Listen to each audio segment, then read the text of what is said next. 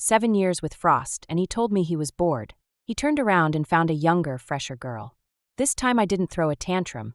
I tossed the ring, cut up the brand new wedding gown, and boarded a midnight flight out of Riverdale. His friends started a betting pool on how soon I'd come crawling back. Frost laughed, cold and sure. Give it 3 days, she'll break down and beg. But 3 days came and went, then another 3, radio silence. Frost finally lost it and dialed my number himself. Serena, stop the drama and come home. A low male chuckle answered. President Vance, you don't leave a girl hanging overnight or someone else will swoop in. Frost's eyes blazed scarlet through the screen. Put Serena on now. Ethan dropped a kiss on my bare shoulder. Can't. She's still out cold. I'll have to kiss her awake first.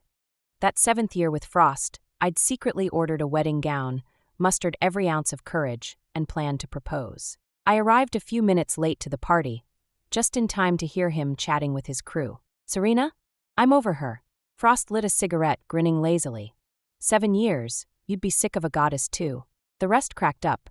True, 7 years, and even ambrosia tastes bland. Still, Serena's stunning. And that body, remember Frost's birthday? The femme fatale midi she wore? Every guy in the room forgot how to blink. Seriously, Frost, you used to worship her. You really ready to let her go? Frost's voice stayed flat. When have I ever lied? Then mind if I make a play for Serena?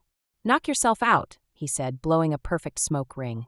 Just don't be grossed out by leftovers. Classy. You'd chase a woman Frost discarded? More laughter. I never stepped into the VIP lounge that night. Texted a headache excuse and went home. Frost hung up without a single question.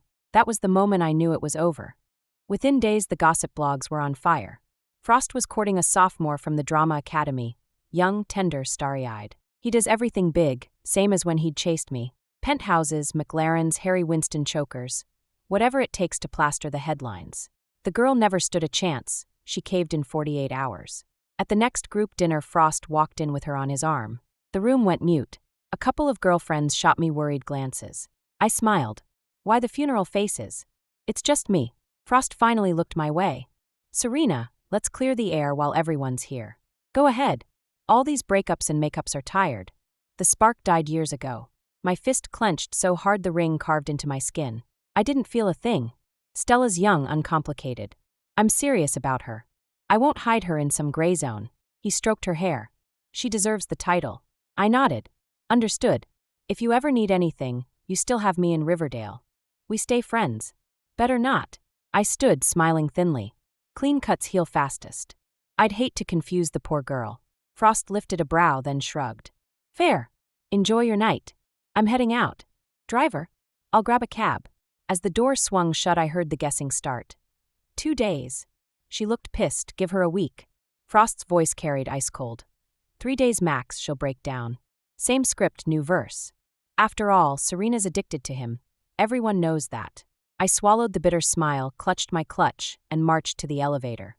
Back at the loft, I lifted the wedding gown from its corner in the walk-in. 6 months of fittings, and it would never see an aisle. Custom order, non-refundable. I found a pair of shears and shredded it. No point leaving trash that would only irritate Frost. I slipped off the ring, set it on the coffee table, and packed light. Just passport, phone, and dignity. Left a handwritten note. Do whatever you want with the penthouse and everything in it. Don't ask me. Booked the red-eye to Eastport where my best friend had married earlier that year. She fed me retail therapy and afternoon tea. Evening rolled into a small reunion.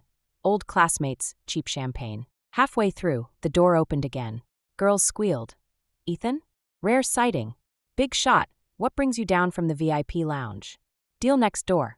Heard the gang was here. Thought I'd crash. His gaze brushed mine, lingered half a second, moved on. My friend squeezed my wrist. Serena, he's here for you. I squinted through the buzz. Taller than Frost, black cashmere overcoat, matching suit underneath. Face carved by deadlines, legs nonstop. I shook my head. We haven't talked in years. She ignored me and waved him over. Ethan, could you run Serena back to her hotel? We're all drunk. Uber feels sketchy. I blinked up at him, he looked back. 2 beats, then a nod. Sure, thanks, darling. She whispered. 7 years, 1 guy, terrible ROI. Frost cheats, you upgrade. And that specimen? Waste not, want not. How do you know he wants to? His eyes already stripped you naked, babe. Trust me, 18 boyfriends worth of experience. Ethan drove me to the harbor view. At the curb I unbuckled. Thanks for the lift. He glanced sideways. Anytime. I stepped out, then Frost's contempt echoed in my ear. Liquid courage made me turn. Tea upstairs. He kissed me in the elevator, demanding, dizzying. Cameras. I gasped, legs jelly, arms clinging to his waist. He switched angles, blocking the lens, and kissed me again. Inside the suite, he paused at the door. Serena, last chance. Say the word and I walk. I twirled his silk tie around my fingers, pulled him in. You've already swollen my lips. Now you want a ghost. He laughed softly, thumb skimming my mouth. Then remember, no takebacks. We didn't make it to the bed. My back scraped the wall. I whimpered and bit his shoulder. Ethan, are you part bulldozer? Ever heard of romance? He slid a hot palm under me, relentless. Serena, I can't go slow tonight. 5 minutes later, I understood the warning. Afterward, he carried me to the bedroom. I buried my face in the pillow, giggling. Ethan, how long's it been? He shot me a dark look. Years, work devoured everything. My smile faded, tears welled. Sorry, I dirted you. Hey! He sounded panicked, wiping tears with clumsy thumbs. I shouldn't have dragged you into my mess. Too late. You started this, you finish it. He cupped my cheeks, deadly serious. Serena, if you begin something with me, you see it through. Day 7 in Eastport. Out of the blue, Jiangsu WhatsApped me. When are you coming back? No plans. Zane's birthday week after next. Show your face. Send him a gift from me. That night in the VIP lounge, Jiang handed Frost the chat thread. Dial her. She'll pick up for you. Frost stared, stubbed his cigarette, and stood. Let her rot. Bro, chill, she's hurting. She dumped the ring. What else does she want? Maybe don't flaunt the freshman next time. We're done. Rule from this second. Nobody contacts her. If she dies, she dies. Friends tried to soften the edges. Man, your ulcer's just healed. Remember who nursed you. The more they talked, the blacker his face got. Finally, he grabbed his coat and slammed the door. Winter wind slapped him outside, but the rage inside burned hotter. 7 days and not a single text. She was really doing this. Frost pulled up her number and hit block. You'd better not come crawling back in tears, I said. Because this time I won't soften the way I used to. Ethan's call came the instant I hit return on the final line and finished formatting the layout. I'd started writing magazine columns in college, and they'd already found a small, devoted readership. So after graduation, I went full-time. Leaning on that modest gift, the money was decent. The job was portable. Laptop on my shoulder, I could work anywhere the wind took me. Which meant that, once we split, I didn't have to stay in Riverdale licking wounds. Serena, what are you in the mood for tonight? Ethan's voice came through crystal clear. The mid-afternoon chaos inside me settled at once. My brain cells just died by the millions. I'm wiped. You decide. How about hot pot? I know a place that does incredible pig brain tofu. You'll love it. I always order pig brain tofu when we eat hot pot. But after Frost told me it looked disgusting, I pretty much stopped. Still, I vaguely remember Ethan's taste running clean and light. Ethan, you don't have to bend for me. I'm not picky anymore. I'm suddenly craving it too. Remember the spicy Maokai pot in second cafeteria back in college? The brains were silky and fresh. Hearing him mention it made me hungry all over again. That cart really was good. I ate there 4 straight years and never got sick of it. All right, hot pot it is. I'll come pick you up now. Okay. He took me to a Chongqing hot pot joint that's been around in Eastport for decades. The storefront is worn, the space cramped, but the turnover's wild. Ethan in his tailored suit looked completely out of place. I watched him wipe my chair with a napkin, then scald our bowls and chopsticks with hot water, and pour my juice like he'd done it all his life. A trust fund prince, yet the small stuff came naturally. Ethan, your ex-girlfriend really trained you well, I teased. Unlike me, 7 years of on and off. Only at the very start, when Frost chased me, did I feel pampered and prized. After graduation, the 1.5 years we lived together, I was basically his housekeeper. Frost's stomach was delicate, so I learned to cook and simmer soup, tending his meals and his days like a little wife. Now I finally see. I loved him until I vanished inside that love. I forgot the rule about loving yourself first. How, then, could I expect his feelings to stay blazing forever? Ethan swirled food in the pot and glanced up. Where did you hear I had an ex-girlfriend? I blinked. Didn't a girl follow you around in college? Childhood friends or something. You mean Ing Zhao? He laughed. We grew up together, sure, but we never dated. I never liked her that way, more like a little sister. So you haven't dated anyone since? He folded his shirt cuffs with care. Setups, short tries, when it felt wrong, I ended it. Oh, so nothing after that? I dropped my eyes, remembering his first night jitters. and his claim suddenly sounded plenty believable. "Serena, I won't next time," he said out of nowhere. I was lost. "Won't what?" He turned away and cleared his throat. Maybe it was the steam curling off the broth, but his ears were scarlet. "You'll know in a bit." He spooned the cooked pig brain tofu into my bowl. "Eat." I didn't understand his earlier warning until, hours later, he'd carried me from the bathroom back to the hotel bed. By then I was falling apart, hair plastered to my temples, fingertips trembling. Ethan still showed no sign of stopping. "Ethan!" I tried to glare, but my eyes were misty. It came out more invitation than anger. The way I breathed his name sounded like a pout, nowhere near real fury. He bent and kissed me softly. "Serena, does it feel good?" I shook my head, refusing. He didn't mind. He simply shifted from storm to slow, maddening tenderness. I couldn't take it. Tears slipped from the corners of my eyes. "Ethan!" My nails scratched his lower back, voice breaking. "Tell me now, Serena, does it feel good?" His own eyes were red with restraint, arms corded, sweat dripping from his forehead. That feeling of racing toward the peak, yet always falling a breath short, drove tiny sobs from me. "It just feels good." A searing palm gripped my waist. He drove in like a siege, shattering my voice into broken notes. The last thing I heard before I blacked out was his whisper. "Serena, if it feels good, promise you'll never leave me, all right?" The night of Zane's birthday, the gift I'd bought in Eastport reached him via friend. Frost sat on the sofa smoking, the bottle in front of him already half empty. Ethan and I had picked the present together. Vintage cufflinks from a couture house Zane adored. "Nice detail on these," Zane said, smile stiff. He peeked at Frost and quickly had his girlfriend stash the box. "Hand it over." Frost's voice cut in. Jordan froze, then obediently passed the leather box. Frost stared at the cufflinks. The logo was discreet, almost invisible, but he studied it a long while. "Put it away." He snapped the lid shut and slid it aside. Zane exhaled in relief and reached, only for Frost to seize the empty bottle and smash it against the coffee table. Shards flew. A long gash bloomed across the back of his hand. The VIP lounge erupted. "What the hell, man? Why the tantrum?" "That cuts deep, blood's not stopping. Hospital now." Frost stood motionless, face dark, violence coiled in every line. "Serena never bought this brand," he said, voice low and husky. Zane forced a laugh. "So what? Maybe she just grabbed something. Unlike your birthday, she started planning yours half a year ahead." "Right, Frost, we all know Serena treasured you. You were easily 10 times the rest of us combined." Frost gave a cold laugh. "Treasured me." The chatter died by degrees. "Frost should I call her? Let's get that hand stitched first." Zane, emboldened, snapped a photo of Frost's torn hand and WhatsApped it to Serena. Frost didn't stop him. Maybe it happened too fast. The room went pin-drop quiet. 10 seconds later Zane's phone rang. "See? Told you she's crazy about you. Look, Serena's calling," he gloated. Even Frost's furious face seemed to smooth a fraction. "You answer," Zane chirped, thumb swiping speaker. The moment Serena spoke, Frost's mouth flattened to a line. "Zane, what happened? Are you hurt?" "Nah, not me." Frost's hand, you should see it, blood everywhere.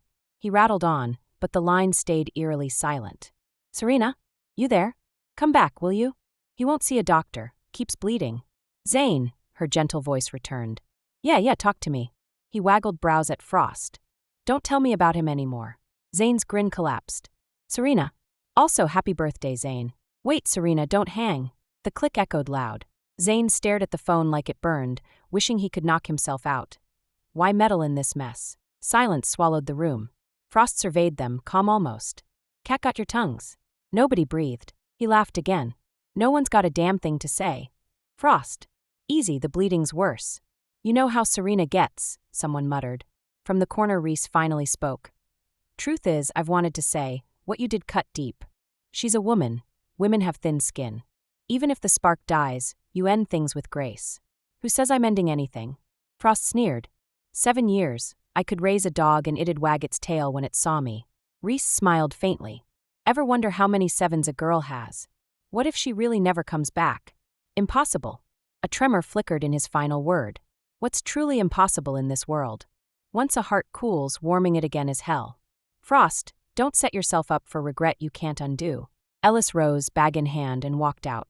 Nearby, Caspian watched his wife of 2 years, eyes unreadable. Was she defending Serena, or mourning her own marriage? Accusing him, Caspian, of neglect. "Caspian, aren't you seeing your wife off?" He curved a smile, lit a cigarette. "My wife? She's on set filming." Doesn't wrap until next month. Keep pushing your luck, her friend sighed, shaking her head. Caspian gave nothing away. But Reese was nothing like Serena.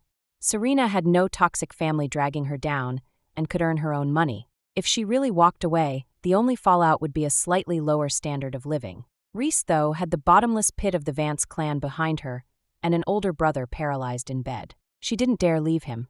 Give her 10 times the courage and she still wouldn't dare. The moment I hung up, Ethan slipped his arms around me from behind. He rested his chin on my shoulder and rubbed his jaw gently against my neck, saying nothing. I couldn't help laughing. What's wrong? Serena, are you going back? Back where? To Riverdale. I've no plans to go back for now, but who knows later. It's not like I've done anything shameful. Why shouldn't I be allowed home? My family's still there. Ethan went silent again. Only then did I catch the real question. Are you asking if I'll get back together with Frost? Will you? If I say absolutely not, will you believe me? He lowered his eyes. The straight bridge of his nose brushed my cheek. I want to. Ethan, I have my pride too. Then do you still have feelings for him? I thought about it seriously. Saying they've completely vanished would be fake. So many years. Ethan nipped me lightly. Stop, Serena. Let me finish. But it's not longing or unwillingness to lose either. I stroked his face. Breaking up with him didn't hurt that much. Maybe I stopped loving him long ago. Maybe the moment he started taking us for granted, I was already bracing for the end. I won't. I won't take you for granted, won't be half-hearted, won't make you cry or feel pain. He held me tighter and tighter, until finally he kissed me again. Serena, be with me.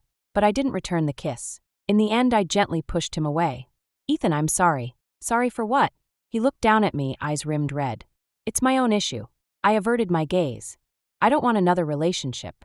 Then what have these days meant? His hands on my shoulders shook. Serena, what am I to you? I clenched my fists, inhaled. Let's call it mutual convenience. If you're willing, we can keep things as they are. The moment you meet someone you like, we end it. What kind of arrangement? A booty call. If that's how you see it. I wouldn't lift my eyes. I was afraid I'd cry. Ethan, I'm sorry. If this makes you uncomfortable, I'll leave Eastport tonight. I swear I'll never trouble you again. Serena. His eyes were bloodshot. He let go and stepped back. He seemed to smile, but the smile was shattered. Serena, you can't do this to me. Ethan. He turned, grabbed his cashmere overcoat, and walked out. I instinctively started after him, then stopped. At the door, his hand closed over the handle. He suddenly looked back. He even offered a reassuring smile. Sorry, I just need a little time alone. I nodded. Okay, I won't bother you. Serena, give me time. I'll give you an answer. When Ethan left, I sank onto the couch limp.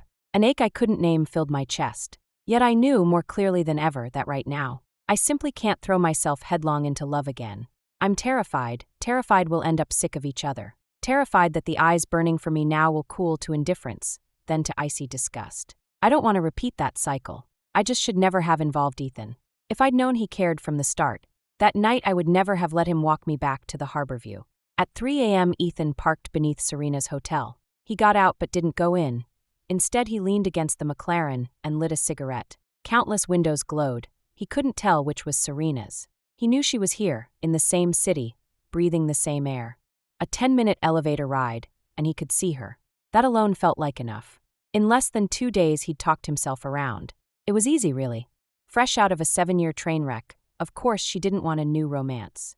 Of course she was jaded about men dating marriage. Maybe he'd pushed too hard. If a no-strings setup made her feel safe, comfortable, he could live without a title. What ache compared to loving her and never having her? Perhaps a year and a half ago, when he'd learned she'd moved into Frost's penthouse. He'd decided to let go then. Tried matchmaking, met new women, attempted to move on. It didn't take, he ended things fast. Since then, no matter how his family nagged, he hadn't tried again. If Serena hadn't broken up and flown to Eastport, if that night she hadn't asked him up, he might have stayed single forever. Ethan stubbed the cigarette, gaze steady. But she had come. She had asked him up. If he lost her now, when she was finally within reach, then Ethan deserved no happiness at all. On my last night in Eastport, I met my best friend for drinks. So how are things with Ethan? She looked me up and down, clicking her tongue. Girl, your skin's glowing. Ethan's clearly watering you well. I should quit wasting his time. I don't want love, don't want marriage. Serena, why punish yourself for someone else's crimes? It's not fair to Ethan either. They say one plants the tree, the next enjoys the shade. Fine. But the jerk who burned the forest shouldn't make the next guy breathe ash. Frost's trash, but Ethan's a keeper. Don't let Frost warp what you feel for Ethan. It's not bias against Ethan, it's a hurdle I haven't cleared. Bull.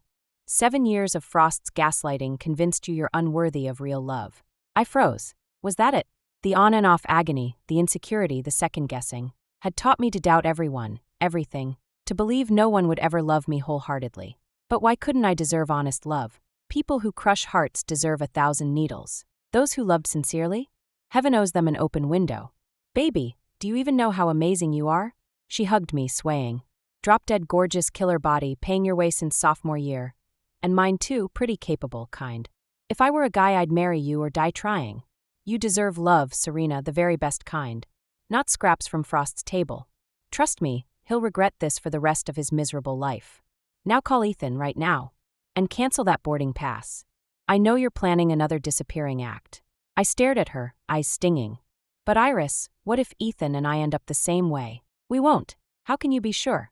A man with self-control who'd rather be alone than settle won't be dumb enough to lose the woman he's always wanted. You think he's Frost-level stupid? I shook my head. He wasn't. I expected Ethan to be happy. I didn't expect a 28-year-old CEO who'd steered his family's empire to record profits to answer the phone like a kid on Christmas morning. Iris beamed. Happy, Serena? I nodded. Yeah, I really think I am. See, you're happy, he's happier, problem solved. She giggled. Just picturing Frost's future tantrums makes me ecstatic. He might already have someone new. I smiled faintly. Let's stop mentioning him, Iris. For the first time I spoke of Frost without a ripple, as if he truly belonged to another life.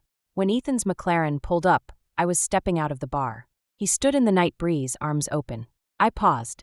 Damn, the man was gorgeous, every inch my type. Men can juggle women, overlap relationships. A seamless new start is barely criticized. So me dating after a breakup is fair game. I walked toward him, he strode to me. Amid the crowd we kissed like no one was watching. His heart pounded. I touched the back of his neck, burning hot.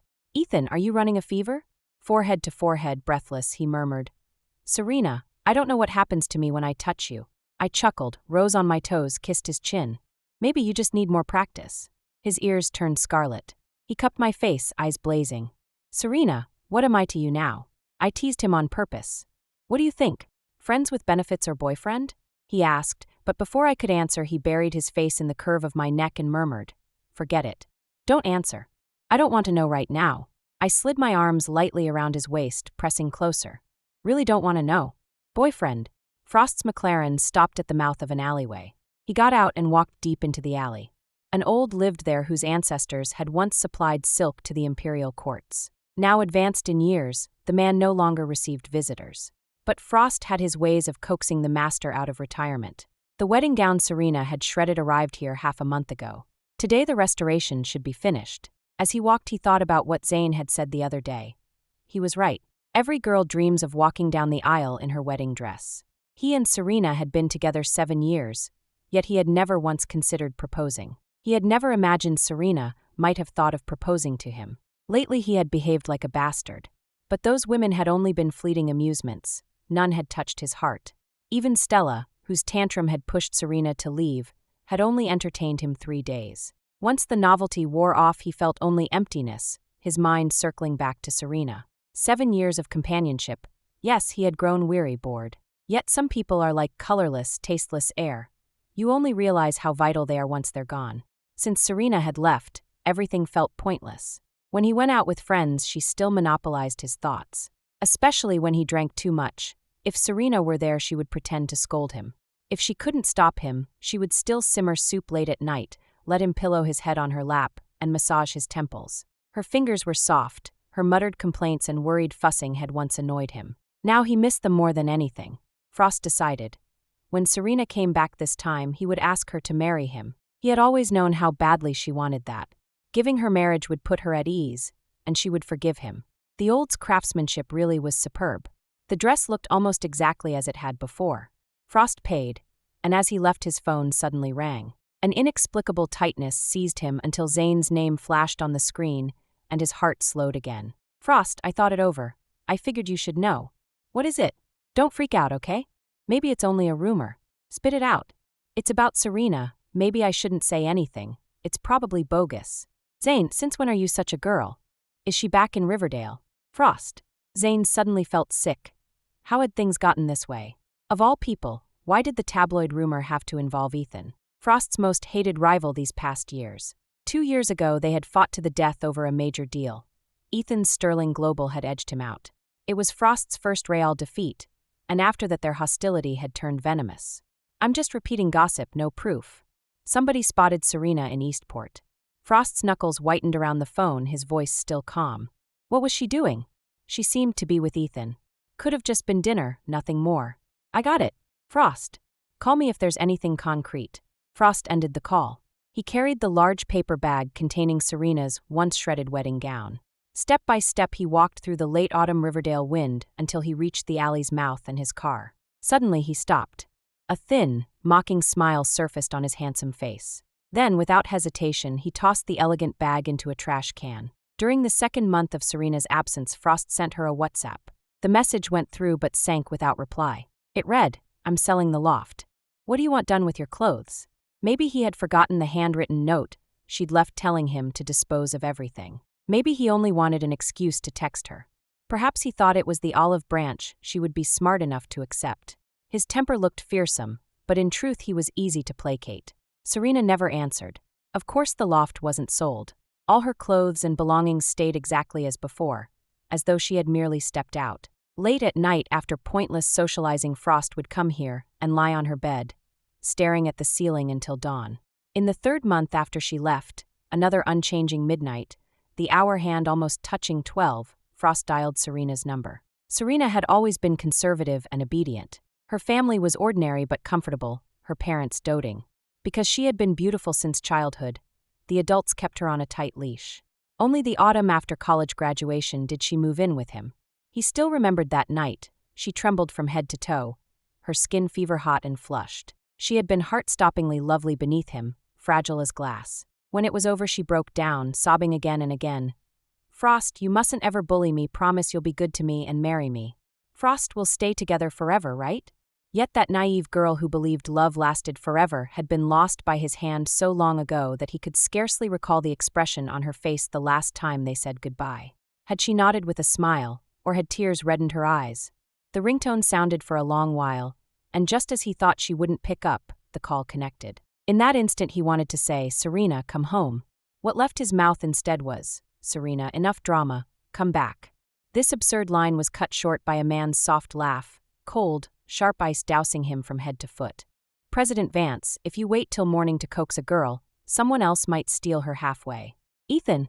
Frost spat the name through clenched teeth, eyes bloodshot. "It's me. Put Serena on now." Frost gripped the phone, voice shaking with rage. "Ethan, if you dare take advantage." "She can't talk." Ethan bent and kissed his girl. Serena's lashes still held a tear, her lips pouting in grievance even in sleep. His heart melted.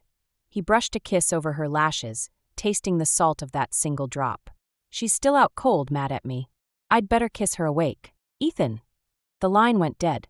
Ethan switched the phone off and pressed his lips to Serena's swollen ones. "Wake up, baby." I had imagined what running into Frost again might be like. Born to privilege and pride to the bone, parting with me in polite silence. If we ever met, we might nod, exchange pleasantries, then walk on.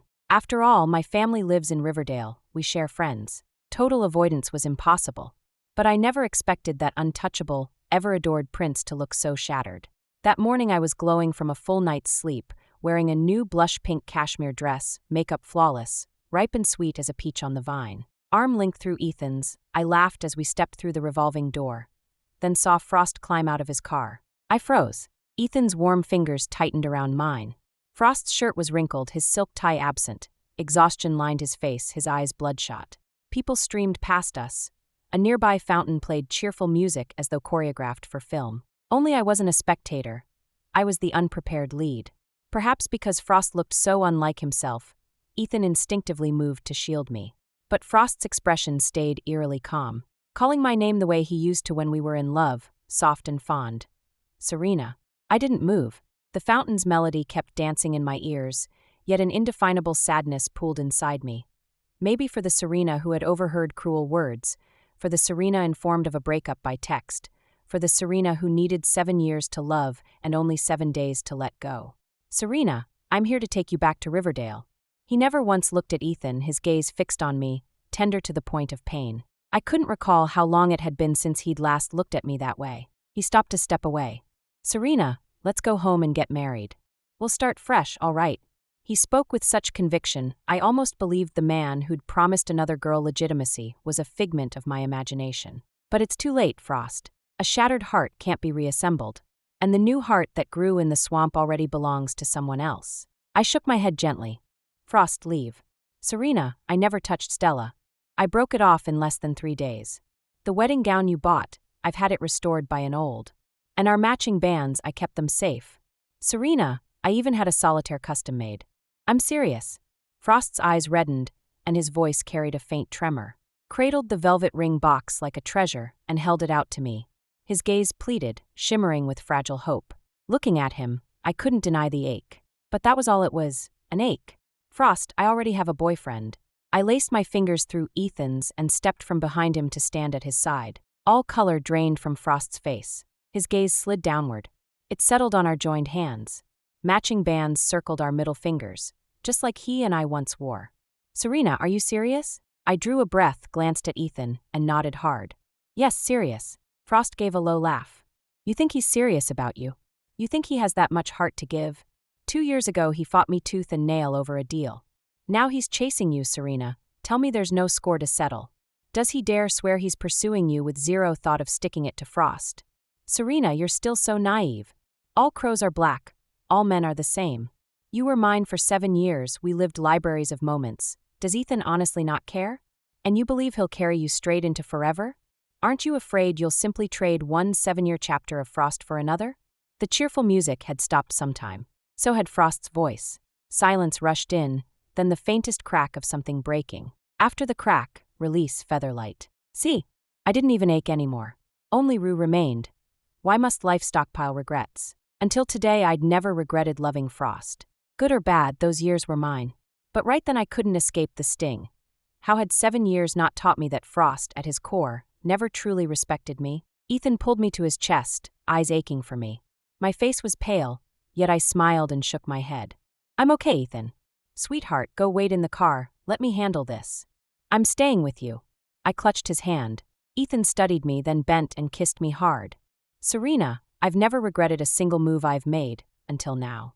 Now I regret not stealing you from him the first day. What gives you the right? Kicking a man when he's down, some hero you are. Frost, you never earned 1 day of the 7 years she gave you. That arrow snapped Frost's last thread of control. He'd never been this unhinged, words spilling ugly. And you, Ethan, chasing a woman who spent 7 years with me. How noble is that? Do you even want Serena, or do you want Frost's ex-girlfriend for the trophy? Ethan's fist crashed into Frost's cheek. Frost, never one to yield, swung back.